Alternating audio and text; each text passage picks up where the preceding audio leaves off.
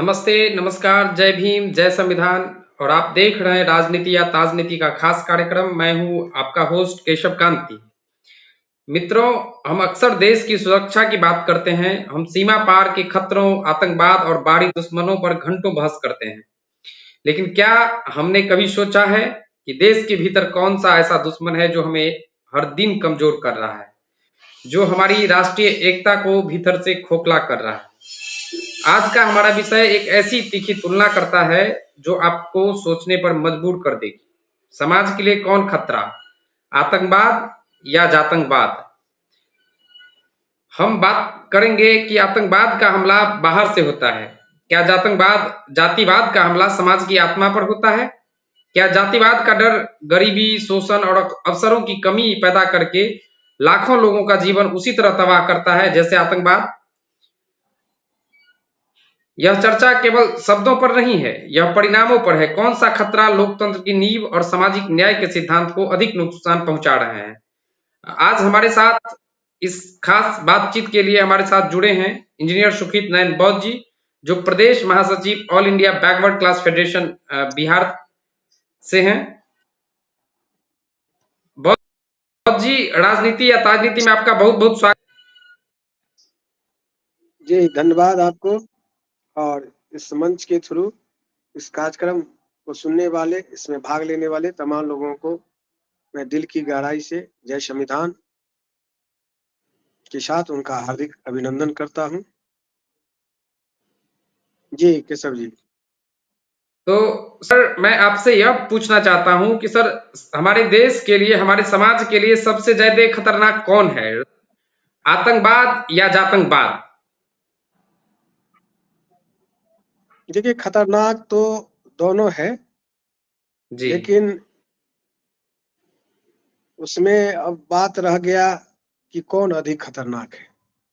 जी तो बाहरी जो दुश्मन होता है जी उससे हम आसानी से निपट सकते हैं, हम्म क्योंकि उस स्थिति में जब देश आगे होता है तो वो उस देश में बसने वाले जितने भी लोग हैं, सभी अपने देश को एक माता के रूप में, जैसे भारत देश के हम वासी हैं तो भारत माता को हम मातृ के रूप में उसमें श्रद्धा है, विश्वास है, मेरी धरती है जहां हम जन्म लिए हैं।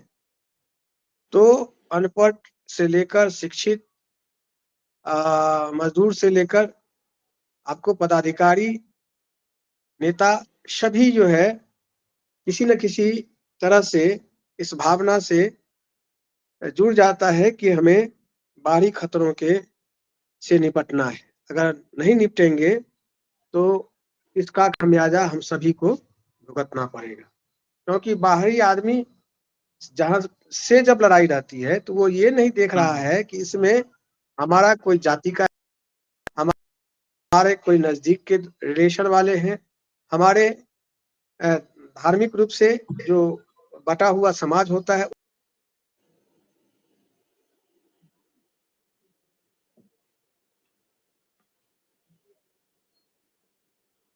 हमारे इस जाति के हैं।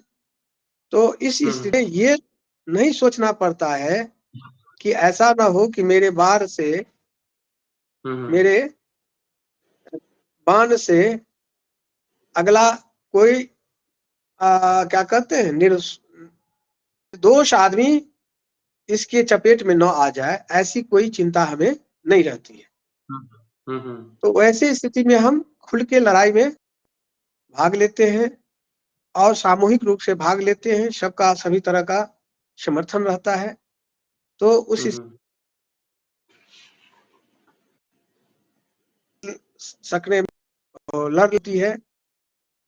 तो आतंकवाद देश के बाहर से अगर हो रहा है उसको आसानी से निपटा सकता है। अगर जो लोग होते हैं, जो शासन कर रहे होते हैं, वो निपट सकते हैं। लेकिन बात रह गया, आप कहते हैं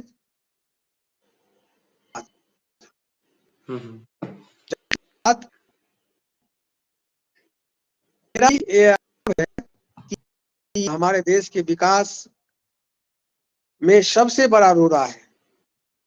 विकास को आगे ले जाने न देने में सबसे बड़ा एक चीन का दीवार जैसा सामने में यह अवरोधक है।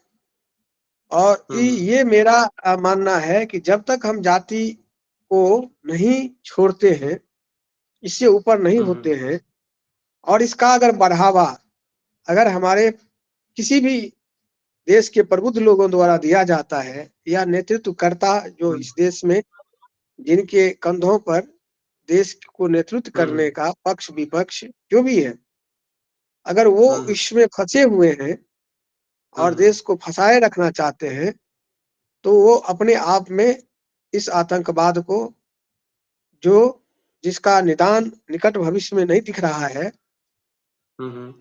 ये लिए हम लोगों के लिए एक यक्ष प्रश्न जैसा जो है आ गया है प्रश्न बन के।